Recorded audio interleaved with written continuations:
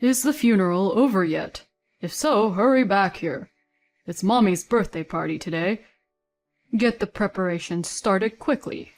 Well, now that your parents are no longer here, you can fully devote yourself to serving my parents.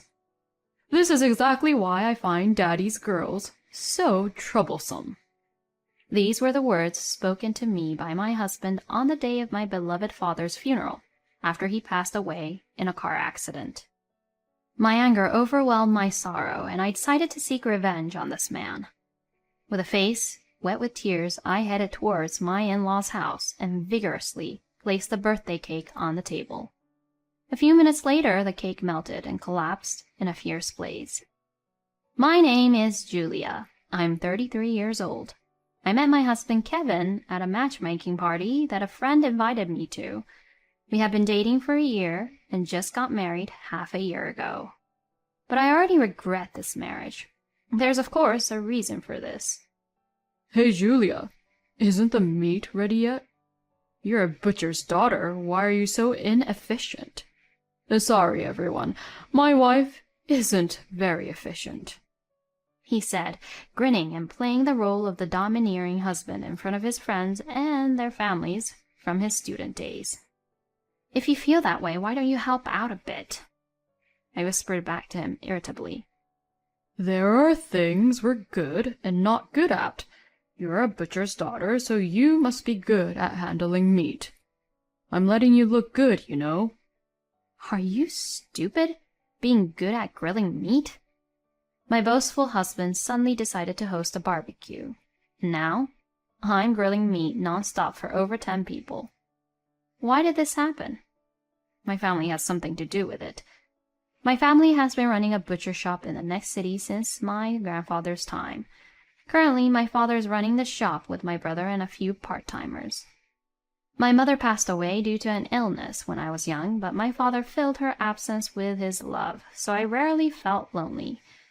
Thanks to our community-based customer service, our shop is reasonably successful, and we've even been featured on local TV a few times. When my husband's friend found out at a drinking party that I was the daughter of the shop owner, he told my husband that he was envious. At that point, without consulting me, my husband decided, "Oh, then let's have a barbecue at our place next time. I'll let you eat as much meat as you want." Of course, I was furious. Why would you decide to do something so big on your own? Eat as much as you want? Our shop isn't all you can eat. And how are you going to barbecue in a rented apartment with no yard? Do you want to burn down the house? I let loose at my self-centered husband. Even he seemed to realize that he'd messed up. "Well, I was drunk and I can't back out now. Got my pride, you know. Could you ask your dad for me? Just this once, please?" Seeing him put his hands together in front of his face and beg, I reluctantly agreed. "All right, but just this time, okay?" I regretted my decision as I asked my father to prepare enough meat for everyone. That day I was feeling down for the morning. That's because I had assumed we'd be having the barbecue at a facility near our house, but... "We're having barbecue at my parents' house," my husband said, and I felt like I was about to collapse. That's because... You made it. It's been years since we've had a barbecue in the yard. I was so excited that I even worked hard cleaning up the yard, she said, completely ignoring my presence and greeting only her son. She was Mary, my mother-in-law. From the start of our marriage, I'd always had a hard time with... No, I hated this woman.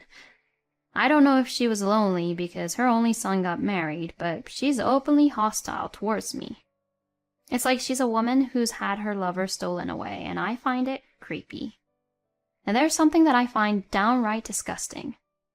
"We would have done the yard cleaning if you'd said so. You just recovered from a backache, so be careful. But thank you, Mommy," my husband said, sending shivers down my spine. Before we got married, my husband used to call his mother Mom, but after we got married, he started calling her Mommy. He must have been hiding it. I wish he had kept it hidden forever. The word Mommy coming from a man in his mid-30s has a particularly creepy ring to it. Like me, my husband also lost his father to illness. At the matchmaking party, he said, "I can only be grateful to my mother for raising me alone." I was attracted to that filial side of him. However, after getting married, he often goes out for meals without me, saying, "I'm going to have dinner with Mommy for the first time in a while on the weekend."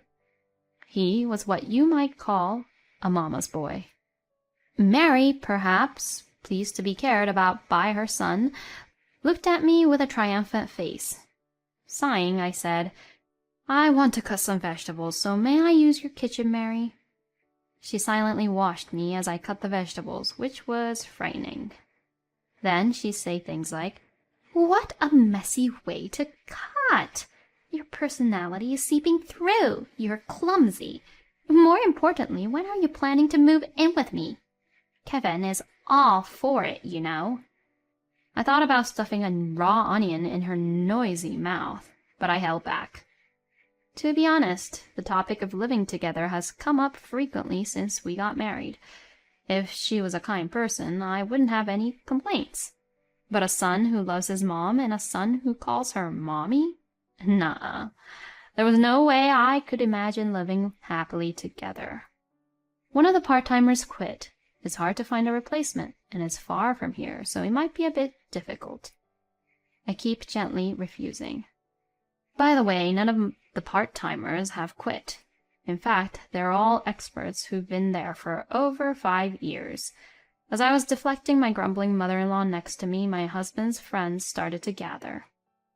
Amid the clamor, the barbecue began, and I kept grilling meat and vegetables diligently. "Come on, Julia. Hurry up and grill the meat," he commanded.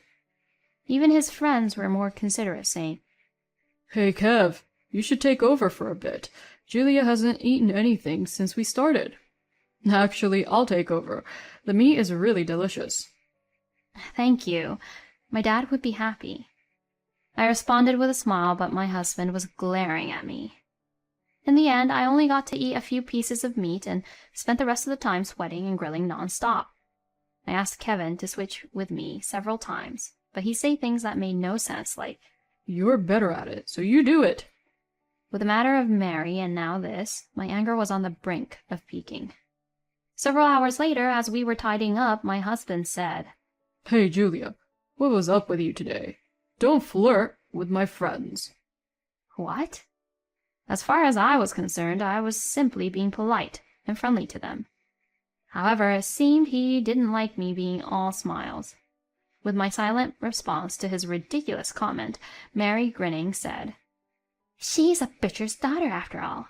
She must be a carnivore. Kevin, be careful. You can always come back to your mommy if things get tough." My patience reached its limit with my husband, who didn't even try to defend me. I slammed the trash bag I was holding onto the floor and said, "I'm going home. If your mommy is so important to you, you can stay here forever."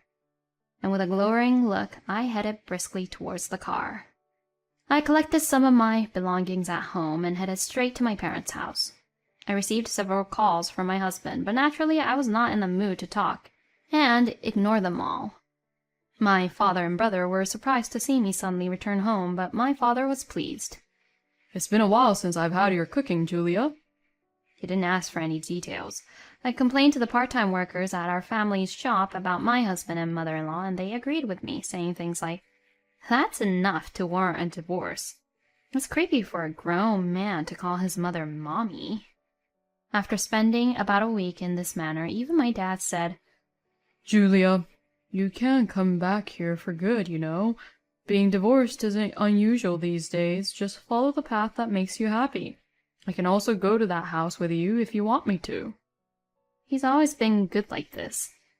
At this point, I no longer had any feelings of love for Kevin, and I was almost certain I wanted a divorce. Despite me returning to my parents' house, he hadn't visited me, and had only been sending condescending messages like, "You should cool down and come back soon." Even if we chose to reconcile, the outcome was obvious. I doubt there's anyone in this world who could get along with Mary. Our shop was thriving as usual, and I was able to forget about the unpleasant things while working. I'm going to take a little break. Look after the shop. My father, the shop owner, said, and the employees responded with a yes, sir. It was a typical scene. But after about 30 minutes, my father hadn't returned. That's unusual for Dad. Usually he comes back in about 15 minutes, but he's getting old, so it's good for him to take a slow break sometimes. My brother responded with a disgusted look. You know, Dad has been asking me if you've been getting harassed or something ever since you came back. I keep telling him to ask you himself. Don't worry him too much. It was clear that he was concerned about me. Just then, a regular customer, a middle-aged woman, rushed into the shop, panting. "There's been an accident at the intersection. Your father is in trouble. Hurry up and go." We had just been talking about the sound of an ambulance siren a few minutes ago. The part-timers insisted that we should leave, saying not to worry about the shop and hurry up. So my brother and I rushed to the scene. There was already a crowd of people there. "Let us through!" we shouted as we pushed through the crowd, but when we got to the scene, we were speechless at what we saw. It was hopeless. There was a pool of blood under my father's body, and the paramedics were desperately performing CPR, but my father was unresponsive, like a doll. Later, my father was declared dead, shortly after arriving at the hospital. "Dad! Dad!" I could only cry. But my brother, on the other hand, was running around handling hospital procedures and arranging for the funeral home. We'll have to close the shop for a while. Julia, let's send Dad off with a smile at the end. Also, you should properly contact your husband, even though you're separated. I nodded quietly at my brother's words. It was the first time I had contacted my husband since that day. He answered the phone surprisingly quickly. What? Have you finally decided to apologize? His attitude pissed me off, but I said, "My father had an accident and passed away. I'll give you the address of the funeral home, and the time is—" Wait a minute. What are you saying all of a sudden? Is it true that your father died? I could tell that my husband was shaken by my sudden news, but I said, "Do you think I would joke about something like this? Please tell your mother. Also, I have something I want to discuss with you after the funeral. Now I have to handle some things, so I'll hang up." I sent him the address of the funeral home in a message, and then started rushing around. However, after that, there was no contact from my husband, and he did not appear at the wake. Julia, what happened to your husband? My brother asked, and all I could do was force a smile. I couldn't get through on the phone, and he didn't respond to my messages. I reluctantly contacted Mary, but to my surprise, she had blocked my number. In the end, I couldn't reach Kevin on the morning of the funeral. "What's going on with your husband, Julia? He wasn't at the wake either," a relative asked. "Well, it seems his mother isn't feeling well, and he's taking care of her." I lied on the spot, but got scolded. "No matter how unwell she is, it's not like she's in the hospital or needs caregiving, right? It's absurd to not attend the funeral when your wife's father has passed away." I could only apologize. They were absolutely right. I don't know anyone who lacks common sense as much as him, myself. This is ridiculous. Unbelievable. Just when the funeral was about to start, I noticed my phone on silent mode vibrating. It was a call from Kevin. "I have to take this call. I'll be right back." I hurriedly went to the calling space and picked up the phone, and my husband said something outrageous. Hello? Is the funeral over yet? If so, hurry back here. It's Mommy's birthday party today. Get the preparations started quickly. Well, now that your parents are no longer here, you can fully devote yourself to serving my parents. This is exactly why I find Daddy's girls so troublesome. Without any apology to me, my husband chattered away cheerfully, which infuriated me. "A birthday party? Are you out of your mind? My father's funeral is about to start.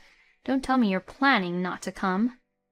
To my words, he replied, My friends offered to throw a birthday party for my mommy as a thank you for the barbecue the other day. It would be rude to refuse. Besides, we've only been married for half a year, and I don't really know your father well, so it's not a problem if we don't participate. His words made me dizzy. I'm not coming to the stupid party. Stop making a fool out of me. I talked to my husband, trying to suppress my rising anger, but he said, Then at least bring the cake. I asked you to make arrangements for her birthday cake from the start. I don't know where the shop is. Get over here, quickly. Indeed, I had been asked to reserve Mary's birthday cake a month ago.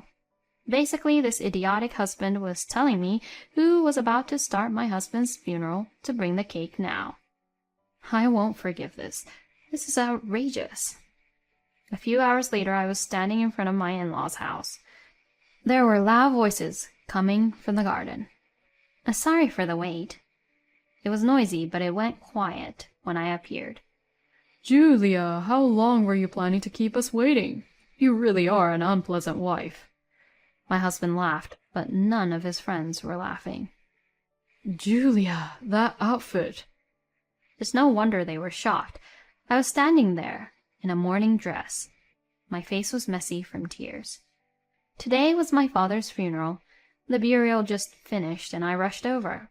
Kevin was being annoying about bringing the birthday cake for his mother quickly. I laughed weakly. What? Your father's funeral? Hold on a sec. Kevin didn't tell us anything about that. We only heard that you will be a bit late because of some matters. And Kevin, what the hell are you doing here? My husband, who was being interrogated by his friend, said, Well, because everyone kindly held a birthday party for my mom. His words were interrupted by, Wait, what's this about a birthday party? Today we decided to gather to thank your wife for the barbecue the other day. How did it turn into celebrating your mother's birthday? Faced with the unexpected truth, Kevin and Mary, sitting behind him, turned red. What a couple of fools. Well, but... Unable to think of any excuse, his words and voice became fewer and smaller until they couldn't be heard. I thought so at the barbecue too, but isn't your attitude towards your wife too harsh? I've never heard of anyone prioritizing their mother's birthday over attending their wife's father's funeral. Are you crazy? And you too, ma'am. The gazes directed at my husband shifted to my mother-in-law, and the two of them shrank considerably. We're leaving. Julia, we'll come again later to pay our respects to your father. The friends patted on my shoulder, and I smiled weakly. In the silent garden, Kevin said, Did you enjoy embarrassing me in front of my friends, you fool? Apologize to me right now. Following his lead, Mary chimed in. That's right. Apologize to Kevin. Make sure you clear up the misunderstanding with our friends. Can't believe I got such a ridiculous woman for a daughter-in-law. I stared silently at the two of them, glaring at me with their faces red. I placed the birthday cake that I was holding on the table without a word. That's right. I've been thinking the same thing, that I married into such an outrageous family. But that ends today. I'm not patient enough to keep playing family with insane people. As I spoke in a calm tone, I stuck candles one by one into the cake. Hey! Their faces turned stiff. Not surprising. I had prepared enough candles for her age. By the way, it was 63. Okay, it's ready. I guess this will do for lighting up the candles. All the candles that were stuffed on top of the cake caught fire from the lighter I held, creating a roaring flame. The surroundings had gotten quite dim. It looked like a small campfire. The cake began to melt from the intense heat and crumbled right in front of Mary. You can blow them out now. It's funny how an old woman like you is still celebrating her birthday. It's not like you're loved enough to be celebrated. I said this and gave a snort. Are you crazy? Kevin hurriedly poured a bucket of water on the cake. The water bounced back on the table, completely soaking her upper body. Sorry, Mommy. I don't know if it was anger towards me or embarrassment, but Mary, her body shivering, said, Get out! With that, I said, I was planning to leave without you telling me to. This is the last time I'll see you. Hey, Kevin, why don't you marry your mom, you sick mama's boy? I thrust the divorce papers I had prepared into my husband's chest, and then I left my in-laws' house. A few days later, several of my ex-husband's friends came to visit my parents' house. They lit incense from my father's altar and spoke lightly of Kevin. Despite what had happened, my ex showed no signs of remorse. His friends were flabbergasted and apparently no longer in contact with him. He was so hated that he was blocked on all social media platforms, and I couldn't help but laugh at his misfortune. That day we were shouting so loudly that the neighbors could clearly hear our conversation. As you might expect, he was getting the cold shoulder from them. He seemed to be participating in matchmaking parties without learning his lesson and was banned from multiple venues because he kept trying to attend with his mother, who said, "I'll make sure to screen her properly." Kevin, who was abandoned by his friends, finally seemed to realize how crazy his mother was. He came to the shop unannounced. "Julia, I was wrong. Won't you give me another chance?" Instead of me, who was ignoring him, the part-time ladies told him, "Sir, if you continue to disrupt our business, we will call the police." My ex must have been also very scared of my older brother, a former judo club captain, who threatened him with, "How dare you show up here? Leave in 10 seconds or else." He never showed his face again. Since then, I've returned to my family home and have been working hard every day with my brother and all the staff. When things settled down a bit, my brother told me, "Our dad, you know, he jumped out to shield a kid who ran onto the road, and that's when he had the accident. He was such a hero." My brother, who had been largely stoic and didn't even shed a tear at the funeral, cried for the first time. I couldn't stop my tears seeing that, and we both sobbed in front of my father's altar. I swore to protect this shop that my grandfather and father left us, because I believe that's the best way I can honor them going forward.